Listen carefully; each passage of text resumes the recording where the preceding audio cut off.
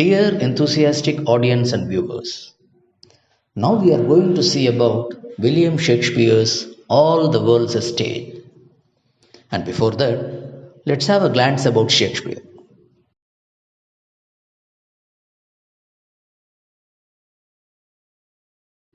Shakespeare, William Shakespeare, a man who contributed a lot to English. He is the axis or hub of English literature.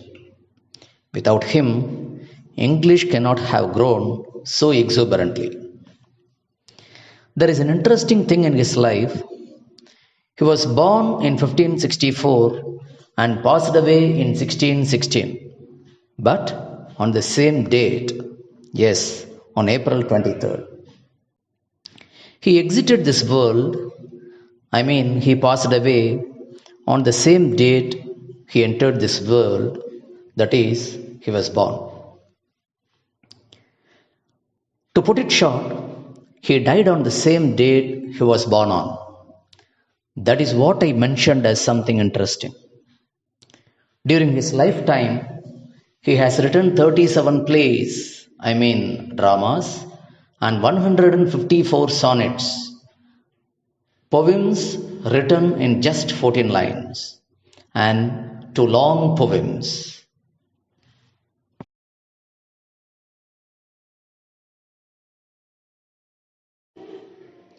அன்பிற்குரிய ஆர்வமிக்க நேயர்களே, பார்வையாளர்களே, இப்போது நாம் William ஷேக்ஸ்பியரின் இவ்வுலகமே ஒரு நாடகமேடை என்கிற தலைப்பினை கொண்ட ஒரு செய்யுளை பற்றி பார்க்க போகிறோம்.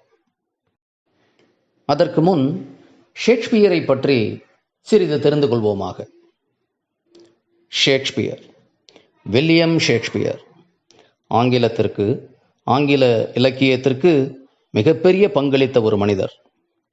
ஆங்கில இலக்கியத்தின் அச்சு, மையம், அச்சாணி. அவரின்றி ஆங்கிலம் இந்த அளவிற்கு செழிப்பாக வளர்ச்சியடைந்திருக்க முடியாது. அவர் வாழ்வில் சுவாரஸ்யமான ஒரு விஷயம் உள்ளது. அவர் 1564 ஆண்டு பிறந்தார். 1616 ஆண்டு இவ்வுலகை நீத்தார். ஆனால் ஒரே நாளில், ஒரே தேதியில், ஆம், ஏப்ரல் 23ஆம் நாள். என் நாளில் இவ்வுலகிற்கு வந்தாரோ, இவ்வுலகில் அவதரித்தாரோ, அதே நாளில் மறைந்தார்.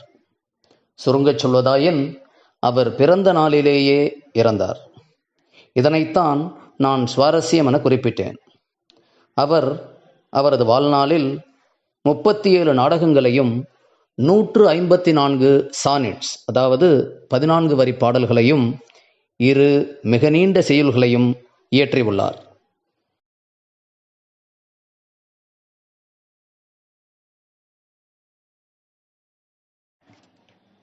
All the world's a stage. This is actually the first line of the monologue delivered by a character called Jacques in Shakespeare's play, drama, titled as You Like It. Monologue means a long speech by one person, especially in a play or drama. This monologue takes place in Act 2 and Scene 7 of the play As You Like It. நாடகத்துறையில் act என்றால் பாகம், scene என்றால் காட்சி என பொருள்படும். In this play, through his character Jacques, Shakespeare compares the world to a stage, a drama stage, and life to a drama, and all men and women to actors in a drama. Shakespeare divides a man's life into 7 stages, and he catalogues them in this monologue. He lists them out. பட்டியலிடுகிறார். This monologue is one of Shakespeare's most frequently quoted passages.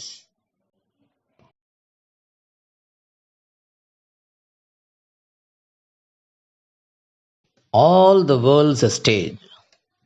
இதற்கு இவ்வுலகமே ஒரு நாடக மேடை என்பது பொருள். இது ஷேக்ஸ்பியரினுடைய as you like it, அதாவது உன் விருப்பம் போல் என்கிற தலைப்பினை கொண்ட ஒரு நாடகத்திலே ஜாக்விஸ் என்கிற ஒரு கதாபாத்திரம் ஆற்றுகிற உரை, ஆங்கிலத்திலே மோனோலாக் என்று கூறுவோம். மோனோலாக் என்றால் ஒரு நாடகத்திலே ஒரு கதாபாத்திரம் ஆற்றுகிற நீண்ட உரை. அந்த ஜாக்வெஸினுடைய மோனோலாக் என்று சொல்லப்படுகிற உரையினுடைய முதல் வரிதான் இந்த வாசகம். இந்த மோனோலாக் ஆனது அந்நாடகத்தினுடைய ஆக்ட் 2, அதாவது 2ஆம் பாகத்திலே சீன் 7, அதாவது 7வது காட்சியிலே இடம்பெறுகிறது. இந்த மோனோலாகின் மூலமாக ஷேக்ஸ்பியர் இந்த உலகத்தினை ஓர் நாடக மேடைக்கு ஒப்பிடுகிறார். மனித வாழ்க்கையினை ஓர் நாடகமாக சித்தரிக்கிறார். இங்கே வாழக்கூடிய மனிதர்களை ஓர் நாடகத்தில் நடிக்கக்கூடிய கதாபாத்திரங்கள் என்று குறிப்பிடுகிறார். அது மட்டுமின்றி மனித வாழ்க்கையை 7 நிலைகளாக பிரிக்கிறார். பிரித்து அதனை பட்டியலிடுகிறார். கேட்லாக்ஸ் என்ற ஒரு வார்த்தையை நீங்கள் பார்ப்பீர்கள். அதற்கு பட்டியலிடுதல் என பொருள்.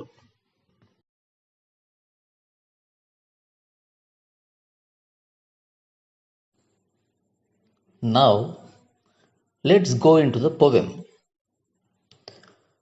All the world's a stage, and all the men and women merely players. They have their exits and their entrances, and one man, in his time, plays many parts, his acts being 7 ages. It means this world is a drama stage, and all the men and the women, that is, all the people in this world are merely players in the drama. That is, the people are just actors in the drama called life. People have exits and entrances. Exit here means death, and entrance means birth. People take birth and enter this world like the actors entering the drama stage. And they die and leave this world like the actors exiting or leaving the stage. Thus, a man plays many parts in his time. That is, he plays many characters or roles in his lifetime or in his life. How does a man play many parts in his life? I mean, many characters or roles. A man is son to his parents, that is, mother and father, brother to his siblings, husband to his wife, and father to his children. And professionally to this society, he plays different roles, maybe as a doctor or as a teacher or something else and so on. There are 7 ages, it means stages in a man's life. Here, ages means periods of time.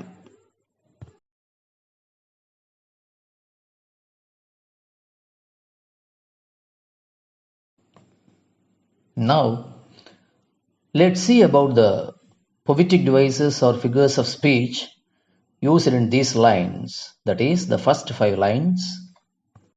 Poetic devices or figures of speech is called Anihal in Tamil. It is nothing but special use of language. And the first one we have to know in the poetic devices is metaphor. Metaphor means calling or representing one thing as the other. For example, instead of calling a camel, if you say or represent it as the ship of the desert, it is metaphor. It's a very simple and basic poetic device or figure of speech used in English. And in this first 5 lines, we find the metaphor. For example, in the first line, the poet calls the world a stage. So, world is considered as a drama stage, so metaphor is employed in the first line. And similarly, in the second line, all the men and women, that is, people on this earth, are represented as players in a drama. I mean, actors. So, this is also metaphor. Here, people are represented as actors. And similarly, in the third line, we find the words exits and entrances. Here, exits stands for death and entrances stand for birth. So here also we find the use of metaphor.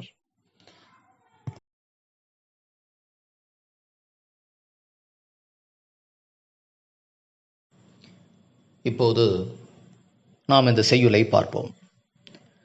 All the world's a stage, அதாவது இவ்வுலகமே ஒரு நாடக மேடை. And all the men and women merely players. இவ்வுலகில் வாழக்கூடிய அத்துணை ஆண்களும் பெண்களும் மனிதர்கள் அனைவரும்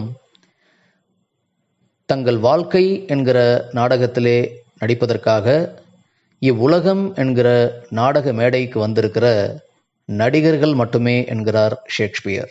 பிளேயர்ஸ் என்றால் ஆக்டர்ஸ், அதாவது நடிகர்கள். They have their exits and their entrances. இவர்கள் அனைவருக்கும் இவ்வுலகம் என்கிற நாடக மேடையிலே நடிப்பதற்கு உள்ளே நுழைவதற்கான நுழைவாயிலும், தங்கள் வாழ்க்கை என்கிற நாடகத்தை நடித்து முடித்துவிட்ட பிறகு இவ்வுலகை விட்டு வெளியே செல்வதற்கு வெளியே செல்லும் வழியும் இருக்கின்றது என்கிறார் ஷேக்ஸ்பியர். என்ட்ரன்ஸ் என்றால் நுழைவாயில், எக்ஸிட் என்றால் வெளியே செல்லும் வழி. இங்கே என்ட்ரன்ஸ் என்பது பிறப்பினையும் எக்ஸிட் என்பது இறப்பினையும் குறிக்கின்றது. And one man in his time plays many parts. ஒரு மனிதன் தன் வாழ்க்கையிலே வாழ்நாளிலே பல கதாபாத்திரங்களில் நடிக்கிறான் என்கிறார். டைம் என்றால் காலம் என பொருள் அல்ல, லைஃப் டைம், அதாவது லைஃப், வாழ்க்கை என பொருள் அல்லது வாழ்நாள் என பொருள். அதுபோல பார்ட்ஸ் என்றால் பாகங்கள் என பொருள் அல்ல, கேரக்டர்ஸ் ஆர் ரோல்ஸ், அதாவது கதாபாத்திரங்கள் என பொருள். எப்படி ஒரு மனிதன் தன் வாழ்க்கையிலே பலவிதமான கதாபாத்திரங்களில் நடிக்க முடியும் என்கிற ஒரு சந்தேகம் உங்கள் மனதிலே எழலாம்.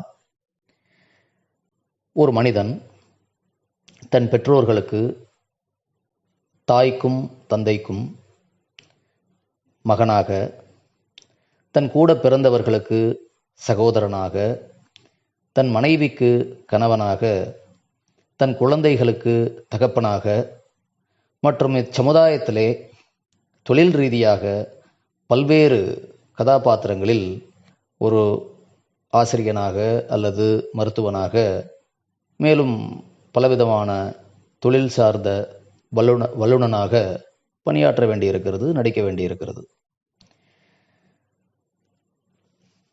His acts being 7 ages.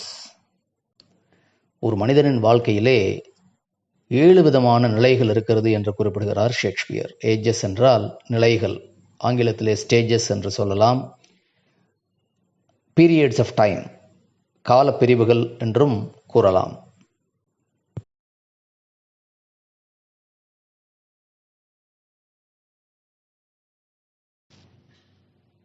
இப்போது நாம் பார்த்த இந்த முதல் 5 வரிகளிலே இருக்கக்கூடிய அணிகளை பற்றி பார்ப்போம். அணிகளை ஆங்கிலத்திலே ஃபிகர்ஸ் ஆஃப் ஸ்பீச் அல்லது பொவிட்டிக் டிவைசஸ் என்று அழைப்பார்கள். அணிகளில் மிக அடிப்படையான எளிமையான அணி மெட்டஃபர் ஆகும். இதனை தமிழில் உருவக அணி என்று அழைப்போம். இந்த உருவக அணி அல்லது மெட்டஃபர் என்பது ஒரு விஷயத்தை அதற்கான வார்த்தையை அல்லது பெயரை கொண்டு குறிப்பிடாமல் வேறு ஒரு வார்த்தையையோ அல்லது பெயரையோ கொண்டு குறிப்பிடுவதே ஆகும். உதாரணத்திற்கு, ஒட்டகத்தினை ஒட்டகம் என்று அழைக்காமல் அல்லது குறிப்பிடாமல் பாலைவன கப்பல் என்று குறிப்பிடுவது மெட்டஃபர், அதாவது உருவக அணியாகும். இந்த செய்யுளில் முதல் வரியிலே கவிஞர் வேர்ல்ட்ஸ் a ஸ்டேஜ், அதாவது the world is a stage என்கிறார். இந்த உலகமே ஒரு நாடக மேடை என்று குறிப்பிடுகிறார். உலகத்தினை நாடக மேடை என்று குறிப்பிடுவதால் இங்கே மெட்டஃபர் என்கிற அணி பயன்படுத்தப்பட்டிருக்கிறது. அதேபோல் அடுத்த வரியிலே all the men and women merely players என்கிறார். இவ்வுலகில் வாழக்கூடிய அத்துணை ஆண்களும் பெண்களும், அதாவது மனிதர்கள் அனைவரும் பிளேயர்ஸ் என்றால் ஆக்டர்ஸ், அதாவது நடிகர்கள். மனிதர்களை நடிகர்கள் என்று குறிப்பிடுவதால் இங்கேயும் மெட்டஃபர் பயன்படுத்தப்பட்டிருக்கிறது.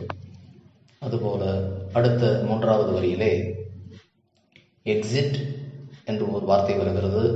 அது மரணத்தை குறிக்கிறது. அதே போல என்ட்ரன்ஸ் என்கிற வார்த்தை பிறப்பை குறிக்கிறது. ஆக இந்த வார்த்தைகள் எக்ஸிட் வெளியே செல்லும் வழி என்பதுதான் அதன் பொருள். ஆனால் இந்த வரியிலே அதற்கு இறப்பு என பொருள். அதே போல என்ட்ரன்ஸ் என்பதற்கு நுழைவாயில் என பொருள். ஆனால் இந்த வரியிலே அதற்கு பிறப்பு என பொருள்.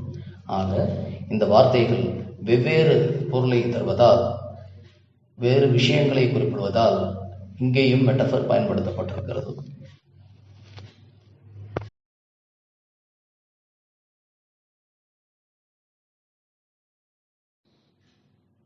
Now, let's see the first two stages of 7 stages of a man's life Shakespeare catalogues. At first, the infant, mewling and puking in the nurse's arms, then the whining schoolboy with his satchel and shining morning face, creeping like snail unwillingly to school. In the first stage, a man is an infant. Infant means a child. And as a child, he is always mewling and puking. Mewling means crying in a weak voice like a cat. And puking means vomiting. Puking means vomiting. He is always carried by the nurse in her arms. Nurse here means mother. Then he grows up and reaches the second stage and becomes a schoolboy. But he is a whining schoolboy. Whining means showing unhappiness or expressing unhappiness about going to school. He carries his satchel. Satchel means shoulder bag. That is the school bag you people carry nowadays to school. He goes with a shining morning face because he is fresh in the morning when he leaves for the school, and he is going like a snail. Going like a snail, it means he is going very slow. That is represented by the word creeping, because he is not willing to go to school, and he goes to school unwillingly, reluctantly.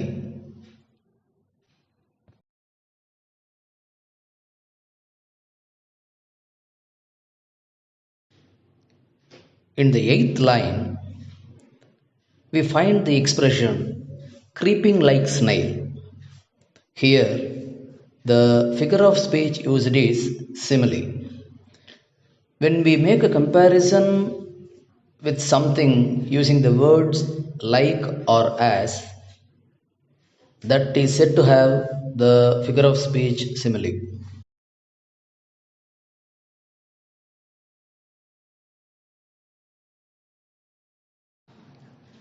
Shakespeare மனித வாழ்க்கையினை 7 நிலைகளாக பிரிக்கிறார் என்று பார்த்தோம். அதிலே முதல் 2 நிலைகளை இப்போது பார்க்கலாம். ஒரு மனிதன் முதல் நிலையிலே ஒரு குழந்தையாக இருக்கிறான், அதாவது இன்ஃபன்ட். குழந்தையாக இருக்கிற போது தன்னை கையிலே ஏந்தி கொண்டிருக்கிற தாயின் கரங்களில் தான் அருந்திய பாலினை கக்கிக்கொண்டு மிக பலகீனமான குரலில் அழுது கொண்டிருக்கிறான். பலகீனமான குரலில் அழுவதை மியூலிங் என்றும் கக்குவதை பியூக்கிங் என்றும் குறிப்பிடுகிறார் ஷேக்ஸ்பியர். இந்த வரியிலே நர்ஸ் என்கிற வார்த்தைக்கு தாய் என பொருள். பிறகு வளர்ச்சியடைந்து பள்ளிச் சிறுவன் என்கிற 2வது நிலையினை அடைகிறான். பள்ளி சிறுவனாக இருக்கிற போது வைனிங் ஸ்கூல் பாய் என்கிறார் ஷேக்ஸ்பியர். அதாவது தனது மகிழ்ச்சியின்மையை வெளிப்படுத்துகிற ஒரு சிறுவனாக இருக்கிறான். காரணம், பள்ளிக்கு செல்வதற்கு அவனுக்கு விருப்பமில்லை. ஆகவே அவனுக்கு மகிழ்ச்சி இல்லை. பள்ளி சிறுவனாக சாட்சல், அதாவது ஷோல்டர் பேக், தோளிலே தொங்கவிட்டுக் கொள்ளுகிற பையனை சுமந்து கொண்டு பள்ளிக்கு மிக பிரகாசமான முகத்தோடு காலையில் செல்கிறான் என்கிறார். பிரகாசமான முகத்திற்கு காரணம், காலையில் புத்துணர்ச்சியுடன் புறப்படுகிறான். போகிற போது கிரீப்பிங் லைக் ஸ்னெயில் என்கிறார். கிரீப்பிங் என்றால் ஊர்ந்து செல்வது, மிக மெதுவாக செல்கிறான். ஸ்னெயில் என்றால் நத்தை, லைக் ஸ்னெயில் என்றால் நத்தையினை போல. இப்படி மெதுவாக செல்வதற்கு காரணம், அவனுக்கு பள்ளி செல்ல விருப்பமில்லை. அதனைத்தான் அன்வில்லிங்லி டு ஸ்கூல் என்று குறிப்பிடுகிறார் ஷேக்ஸ்பியர்.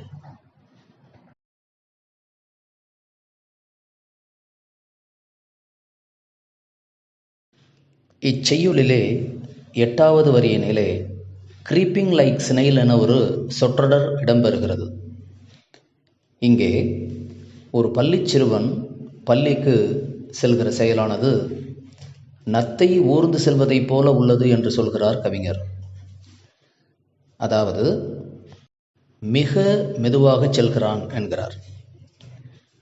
ஆங்கிலத்திலே லைக் அல்லது ஆஸ் என்கிற வார்த்தைகளை கொண்டு ஒரு செயலை இன்னொரு விஷயத்தோடு ஒப்பிடுவது, அதாவது தமிழில் அதுபோல என பொருள்படும் வகையிலே ஒப்பிடுவதனை ஆங்கிலத்தில் சிமிலி என்று அழைப்போம். தமிழிலே இதை ஓமையணி என்று அழைப்போம்.